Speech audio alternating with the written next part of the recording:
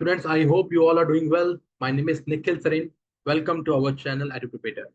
Students, जो भी बच्चे बीए साइकोलॉजी ऑनर्स के लिए फोकस कर रहे हैं, उनके पास एक और ऑप्शन है, बीए अप्लाइड साइकोलॉजी।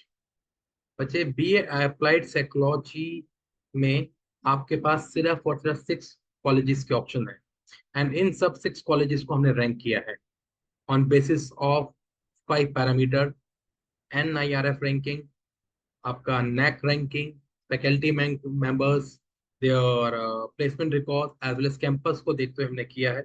उन्हीं बेसिस के ऊपर बेटा हमने ये लिस्ट बनाई है।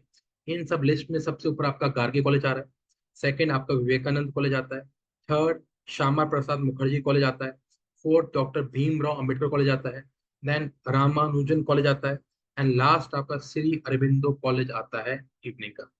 तो बेटा अगर आपको ये इन्फॉर्मेशन आपके लिए इफेक्टिव है, इन्फॉर्मेटिव है, तो प्लीज लाइक करिए, सब्सक्राइब करिए, as well as share among your friends. Thank you very much.